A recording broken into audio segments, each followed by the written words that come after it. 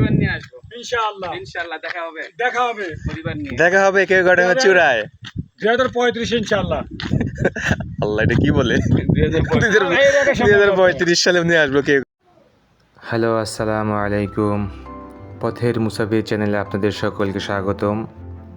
আজ আমরা যাত্রা শুরু করেছি দার্জিলিং পাড়া থেকে বাংলাদেশের অন্যতম পাহাড়ি গন্তব্য কেওক্রাডংয়ের চূড়ায়।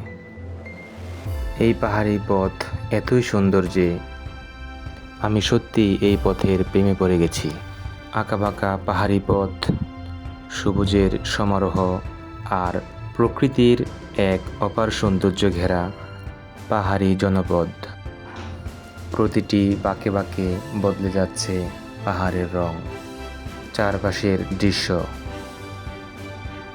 এক মুহূর্তের জন্য চোখ সরানো যাচ্ছিল না। আমি সবসময় প্রকৃতির উপর বিশ্বাস রাখি, তাই তো কখনো আমি প্রকৃতির কাছে গিয়ে হতাশ হইনি। আমার ভ্রমণ লিস্টে আমি সবসময় পাহাড়কেই এগিয়ে রাখি, তাই তো কিছুদিন পর পর ছুটে আসি বিভিন্ন পাহাড়ি জনপদে। ব্যস্ত শহরের সকল ক্লান্তি পেছনে ফেলে আজকের এই পথ চলা শুধু একটি গন্তব্যে পৌঁছানোর জন্য নয়, পাহাড়ের এই সৌন্দর্য আরও কাছ থেকে অনুভব করার জন্য। আমাদের চলার পথে এই ভ্রমণ অভিজ্ঞতাগুলো আপনাদের সাথে ভাগাভাগি করব ইনশাআল্লাহ। তাহলে চলুন শুরু করি আজকের সুন্দর একটি ভ্রমণ গল্প। এই যে আমরা কেওক্রাডংয়ের চূড়ায় মেঘবাড়ি কটেজের বারান্দা থেকে এই দৃশ্য আপনারা দেখবেন না, দেখেন মেঘের সাথে পাহাড়ের মিতালি। সিরাজ ভাই একটু এদিকে আমি এদিকে শুনেন না না রুম সেন্স আমি কি রুম এরানি থাকবেন আর নিজে খুঁটি খাটি দেখছেন নি না না সমস্যা নেই। হাই কি করি আমি একবার নরম না না সব সিমেন্টের ফেলা না দেখছি সিনেটা কি অ্যাঙ্গেল দিয়ে খালি তরকাটা আর হচ্ছেন না যে দূরে আইছেন হচ্ছেন না। কেওক্রাডংয়ের মেঘবাড়ি রিসোর্টের বারান্দা থেকে পাহাড়ের এই দৃশ্যটি দেখে আসলে আমি চোখ সরাতে পারছিলাম না। দিগন্ত জোড়া পাহাড় সারি এবং পাহাড়ের সাথে মেঘের মিতালি, সত্যি আমি বিমোহিত। আমি কিছু সময়ের জন্য ভাষা হারিয়ে ফেলি। নবীর ভাই নবীর ভাই একটি মেঘ আছে ভাই, মনটা ভালো ছিল। আল্লাহ আল্লাহ তাআলার সৃষ্টি আসলে আমরা না দেখলে এই যে মেঘ পাহাড়ের সাথে আসলে এখানে না আসলে বোঝার কোনো উপায় নেই। তো আসলে ঘরের কোণে বসে না থেকে একটু কষ্ট করে কিছু টাকা পয়সা খরচ করে কিছু সময় ব্যয় করে চলে আসুন এই কেওক্রাডংয়ের চূড়ায়।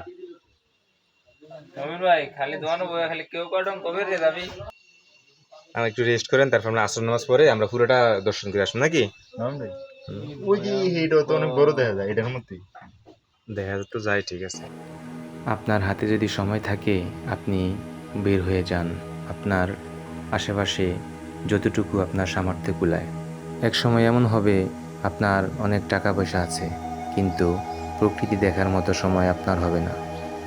আসুন না সবাই আমরা নিজেদেরকে একটু সময় দেই, নিজের জন্য একটু সময় ব্যয় করি। কাজের পিছনে ছুটতে ছুটতে, টাকার পিছনে ছুটতে ছুটতে আমাদের জীবনটা একসময় বিষাদময় এবং ক্লান্তিকর হয়ে ওঠে। তাই সকল বিষাদ এবং ক্লান্তি দূর করে চলে আসুন আমাদের প্রাণের শহর বান্দরবান। এখানে আসলে আপনি প্রাণ ভরে শ্বাস নিতে পারবেন, অনুভব করবেন এক অনাবিল শান্তি।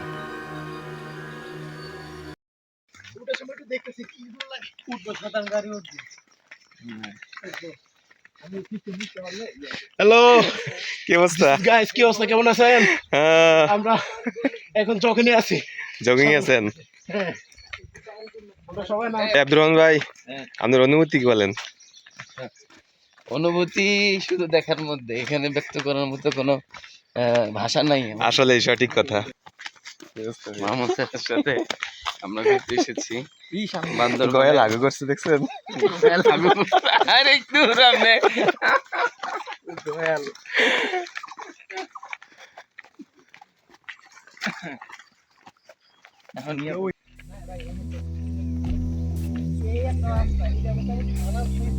সকালবেলা ফজরের নামাজ পড়ে কেওগাড়াঙ্গা চূড়া থেকে দার্জিলিং পাহাড় দিকে একটু নামার পথে হাঁটলাম। সুবহানাল্লাহ, অস্থির ভিউ। আল্লাহ তাআলার সৃষ্টি যে কত সুন্দর, অসম্ভব সুন্দর, অসম্ভব মেঘের ভিউ। আল্লাহু আকবার। এই যে সামনে দেখেন, এই যে সাদা সাদা সব মেঘ। আসলে আমাকে যদি কেউ প্রশ্ন করে যে এই ভিউটা কেমন, অনুভূতি কি, আমি জাস্ট বোবা হয়ে থাকা ছাড়া উপায় নেই। কারণ আপনি এই অনুভূতি প্রকাশ করার মতো কোনো ভাষা মানুষের নেই। এই অনুভূতি প্রকাশ করার মতো কোনো ভাষা মানুষের নেই। এটা সত্যি অসাধারণ। এইসব মেঘ সামনে,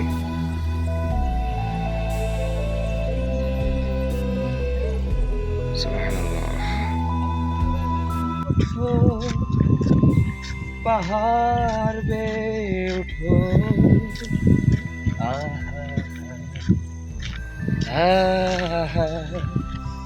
মাশাআল্লাহ।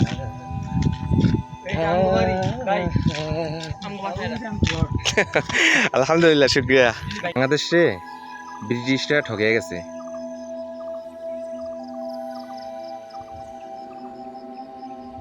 যে আমাদের কিছু প্রকৃতির প্রেমী আসলে এই দৃশ্য দেখে নির্বাক হয়ে বসে আছে।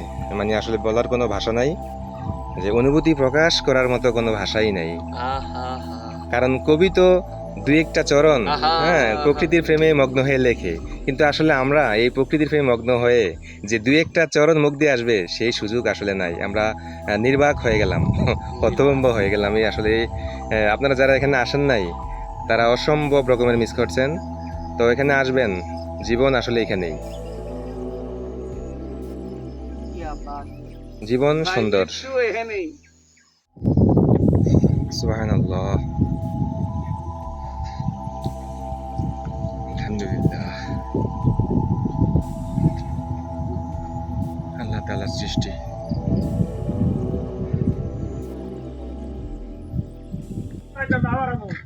পরিবার নিয়ে আসবো ইনশাআল্লাহ। ইনশাআল্লাহ দেখা হবে পরিবার নিয়ে। দেখা হবে কেওগাড়াঙ্গা চূড়ায় 2035 ইনশাআল্লাহ।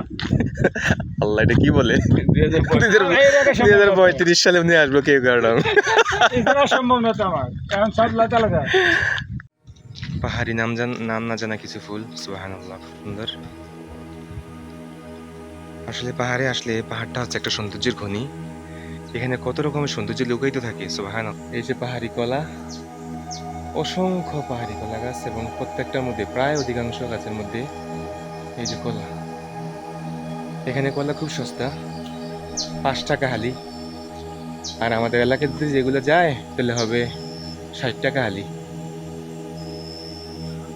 প্রচুর কলা। আসলে কেওগাড়াঙ্গে ঠান্ডা পড়ে এটা আগে জেনেছি, কিন্তু কেওগাড়াঙ্গের মধ্যে যে এত ঠান্ডা সেটা আসলে বুঝতে পারিনি। একটা ভারী গেঞ্জি নিয়ে এসেছি, নিচে আরেকটা, কিন্তু তারপরে মনে হয়েছে যে শীতে জমে যেতেছি। একবার একটু দেখেন অবস্থা দেখেছি।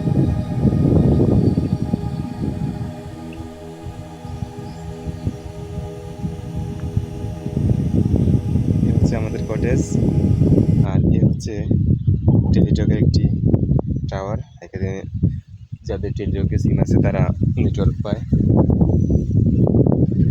চতুর্দিকে শুধু মেঘ। এই হচ্ছে আমাদের বাংলাদেশ। আপনারাও আসুন, দেশটাকে ভালোবাসুন, দেশের প্রতিটি মাটির কণা ছুঁয়ে দেখার চেষ্টা করুন। এই হচ্ছে কেওগাড়াঙ্গা আর্মি ক্যাম্প। কেওগাড়াঙ্গায় আসতে অনেকেই শুনছি পরে যায় বাইক নিয়ে, কিন্তু আসলে আমরা আজকে সবাই টুকটাক পড়েছি, যদিও বড় কোনো দুর্ঘটনা ঘটেনি। তো পড়ার কারণটা হচ্ছে যে বৃষ্টি হওয়ার কারণে রাস্তা এই পরিমাণ পিচ্ছিল ছিল, সতর্কতা থাকা সত্ত্বেও কয়েকবার পড়ে গেছি আমরা। এই যে ন্যাচারাল সাউন্ড, ঝিঝি পোকা শুনতে পাচ্ছেন?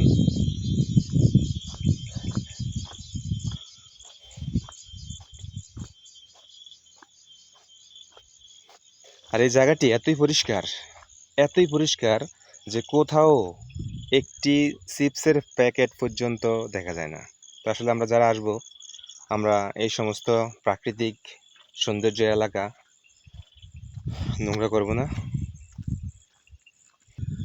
রাস্তার মধ্যে বসে গেলাম। আসলে প্রকৃতি যে এত সুন্দর হয়, এখানে না আসলে বোঝার কোনো উপায় নেই। মানে আপনার মন ভরিয়ে দেবে, আপনার মন খারাপ থাকবে সেটা অসম্ভব। এত সুন্দর জায়গা, সুবহানাল্লাহ। আসলে আমরা এই এত কষ্ট করে আসি একমাত্র এই জন্যই। এই পাহাড়ি দাদা বাইক নিয়ে যাচ্ছে, চারিদিকে ঝিঝি পোকার শব্দ, অসম্ভব সুন্দর লাগছে। সন্ধ্যা ঘনিয়ে আসছে প্রায়।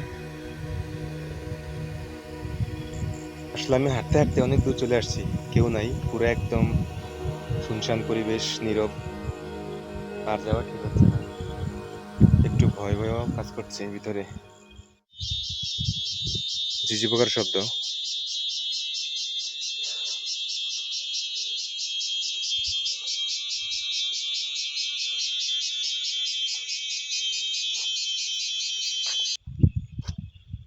কেওক্রাডাঙের চূড়ায় যেখানে আগে মানুষ উঠতে কষ্ট হতো, সেখানে আজ 4 তলা ভবন। বিশ্বাস করা যায় প্রকৃতির উপরে কিরকম নির্মমতা দেখানো হয়েছে। যাক, এগুলো আমাদের বলে লাভ নাই। দেশ ডেভেলপমেন্টের সাথে সাথে এগুলোও উন্নত হচ্ছে।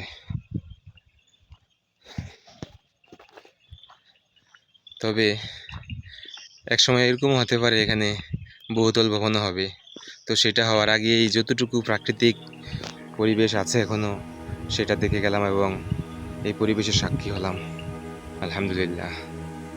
আমার এই সামান্য প্রচেষ্টা আপনাদের মনকে যদি একটু আনন্দ দিয়ে থাকে, তাহলে ভিডিওটি একটি লাইক দিবেন এবং আপনাদের মূল্যবান মতামত ব্যক্ত করবেন।